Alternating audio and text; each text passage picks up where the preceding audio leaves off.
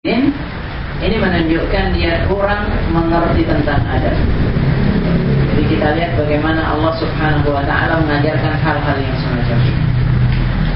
Seorang mukmin yang baik ketika datang dia paling tidak mengucapkan salam, minta izin untuk datang, dan ketika pergi dia juga meminta izin untuk pergi. Ini adab, ya. Kita lihat bagaimana adab seorang mukmin dalam satu majelis. Jadi wa idza kanu ma'ahu ala amrin jami'in lam yadhhabu hatta yasta'dinu. Jadi mereka tidak pergi sebelum mereka meminta izin kepada Rasulullah sallallahu alaihi wasallam. Jadi minta izin terlebih dahulu. Nah, ini sangat penting. Seandainya boleh kita keluar masuk tanpa izin, ini kacau ini satu jamaah. Kacau ini satu umat. Jadi ada adab-adabnya yang ditetapkan oleh Allah Subhanahu wa ta'ala. Wa idza kanu ma'ahu 'ala amrin jami'in lam yadhhabu hatta yasta'dinu. Innal ladzina yasta'dinunaka ulaika alladzina yu'minuna billahi wa rasulih. Nah, orang-orang yang meminta izin kepada wahai Muhammad sallallahu alaihi wasallam, ulaika alladzina yu'minuna billahi wa rasulih, maka mereka itulah orang-orang yang beriman kepada Allah dan kepada Rasulnya. Jadi kalau mereka minta izin, kalau mereka memperlihatkan adab, kalau mereka memperlihatkan sopan santun di hadapanmu, itu tanda bahwa mereka beriman. Tapi kalau mereka tidak menampakkan sikap yang semacam itu, ini kurang sempurna keimanannya. Ada masalah dalam keimanannya. Jadi seorang muslim itu punya adab yang bagus. Ini yang dikatakan oleh Allah Subhanahu wa ta'ala. Fa idza sta'dzanuka li ba'dhi sya'nihim. Nah, kalau mereka sudah meminta izin kepadamu, ini kata Allah Subhanahu wa ta'ala, kalau mereka minta izin kepadamu, jadi ada sebagian mereka minta izin kepada Rasul sallallahu alaihi wasallam. Ada sebagian mereka yang tidak minta izin kepada Rasul sallallahu alaihi wasallam. Ini orang-orang munafik, nanti akan dibahas pada ayat selanjutnya. Jadi ada sebagian mufassir mengatakan ada 3 kelompok orang muslim. Ada 3 golongan orang muslim.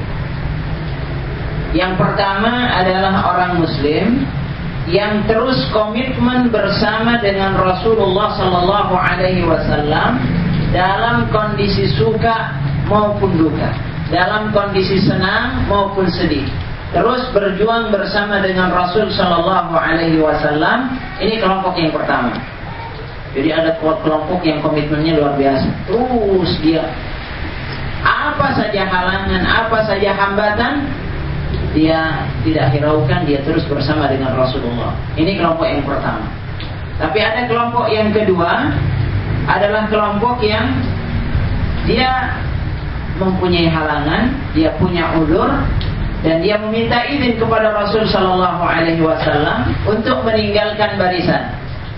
Meninggalkan barisan. Ini kelompok yang kedua. Jadi kelompok yang pertama terus komitmen bersama dengan Rasulullah. Yang kedua ini adalah kelompok yang karena udzur tertentu akhirnya dia pergi dari majelis Rasul sallallahu alaihi wasallam. Nah, kelompok yang ketiga adalah kelompok orang munafik yang mereka sembunyi-sembunyi nanti keluar dari Rasulullah sallallahu alaihi wasallam. Di sini disebutkan fa idza sta'dzanuka li ba'dhi sya'nihim, kalau ada di antara mereka yang meminta izin kepadamu li ba'dhi sya'nihim, untuk sebagian urusan mereka, karena kebutuhan mereka, karena kondisi tertentu yang ada pada mereka, kata Allah Subhanahu wa ta'ala fa'dzan liman syi'ta minhum, maka izinkan siapa yang engkau kehendaki di antara mereka. Jadi izinkan mereka. Liman syi'ta, tapi siapa yang kau kehendaki. Jadi urusannya diserahkan kepada siapa? kepada Rasul Shallallahu Alaihi Wasallam. Terserah Rasulullah kalau mau ngasih izin. Boleh Rasulullah memberikan izin, boleh tidak memberikan izin. Kalau dianggap pantas diberi izin, silahkan. Kalau tidak, silahkan. Jadi urusannya diserahkan kepada Rasulullah Shallallahu Alaihi Wasallam. Kenapa demikian? Ini tidak memberatkan Rasulullah. Agar tidak memberatkan Rasulullah Shallallahu Alaihi Wasallam. Sebab seandainya Allah Taala mengatakan kepada Rasul Shallallahu Alaihi Wasallam, berikan izin kepada orang yang punya udzur di antara mereka. Rasulullah tidak tahu siapa yang sebetulnya benar-benar punya udzur atau hanya ngarang-ngarang saja. Ada orang yang sebetulnya udzurnya bisa di-cancel dan sebagainya, ya, tapi karena dia pintar berbicara di hadapan Rasulullah, Rasulullah nggak bisa mengelak. Ya. Tapi ada orang yang memang punya udzur yang tidak bisa ditinggalkan. Nah, Allah Subhanahu wa taala menyerahkan kepada Rasul sallallahu alaihi wasallam sesuai dengan pengetahuan beliau. Liman syi'ta, siapa saja yang kau kehendaki silakan saja. Jadi tidak ada kewajiban untuk menolak atau kewajiban untuk mengizinkan.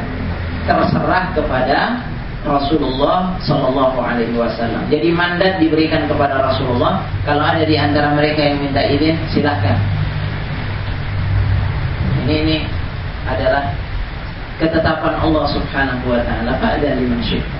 Dan kita tidak tahu, ya, sebetulnya hakikat dari kondisi seseorang, manusia tidak tahu. Yang tahu hanya Allah Subhanahu wa ta'ala. Seorang pemimpin misalnya ketika ada salah satu anggotanya datang minta izin, nggak perlu dia kemudian menelusuri sedetil mungkin apa izinnya, kenapa begini begitu.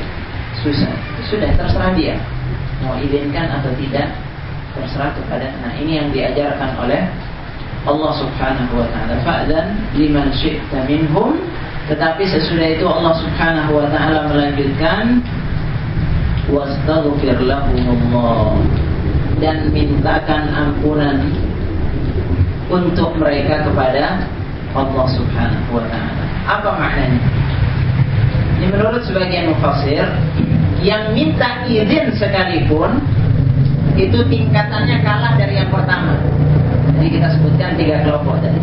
Yang pertama yang iltizam, yang disiplin, yang terus komitmen bersama dengan Rasulullah, itu orang-orang hebat.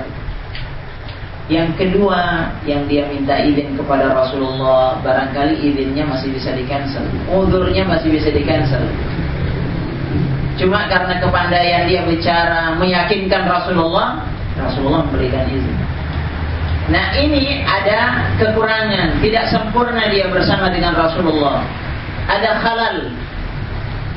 Sehingga Allah Ta'ala mengatakan, wastaghfir lahumullah, sudah, berikan ampunan, mintakan kepada Allah ampunan untuk mereka. Artinya ada sesuatu yang tetap tidak bagus sebetulnya, ya, mundur dari medan jihad, dari medan perjuangan, itu bukan sesuatu yang bagus. Sehingga tetap mintakan ampunan untuk mereka.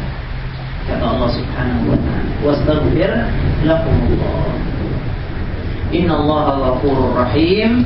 Allah Subhanahu wa ta'ala Maha Pengampun dan Maha Penyayang. Allah Subhanahu wa ta'ala Ghafur, Allah Ta'ala mengampuni dosa-dosa hambanya, dan Allah Ta'ala Maha Penyayang. Ini ayat yang ke-62.